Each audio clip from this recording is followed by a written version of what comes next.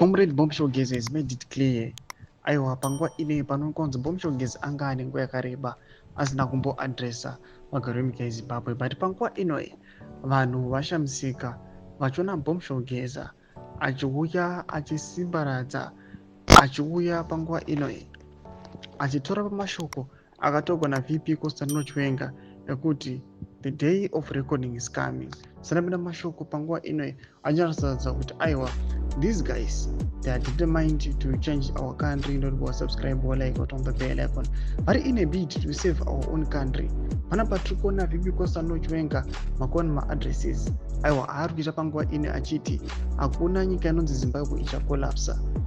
Panguva inoyi we have heard Bombshogeze achitaura zvemapetitions akanyorwa kune vemauto nemaforces avo vana Bombshogeze nana VP Constantino Chiwenga sezviri kutaurwa naBombshogeze vachiti aiwa they are working hand in hand aiwa kumeka sure kuti aiwa zvigananda zvese zvawaipiwa out, zvigananda zvese hapana kwazvichaproceda zvichienda, noda kuti panguva inoi izvozvi kutoziva kutoti havasina kana nguva yakareba vari on power.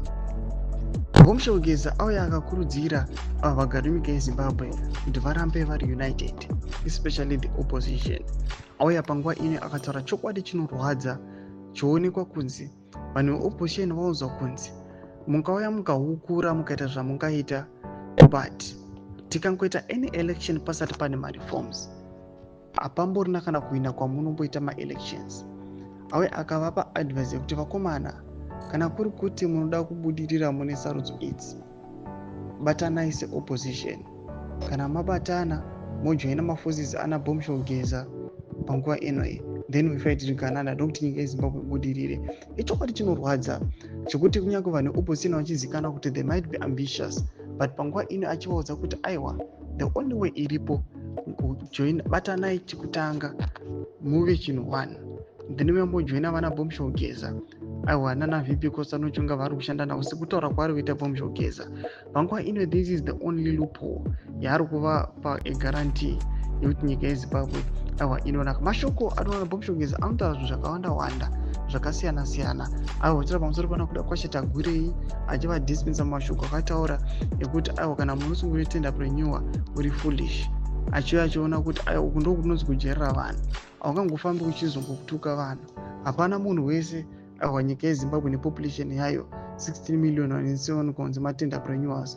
How is that gonna be possible? Mashoko anoona kuti he dismissed those words akati aiwa hakuna zvo zvakadaro. Saka imi muchimbotodzai mafungiro enyu noti kudii pamusoro pechiriko ichi chamuri kuona Bombshogeze ari kupa reaffirmation yekuti aiwa is working naVP Constantino Chiwenga and vari kuti the day of reckoning is coming. Vakomana zvigananda zvichatandaniswa. Pindai kumesection medu dzemafungiro enyu muri kudii pamusoro pechiriko ichi. Subscribe or like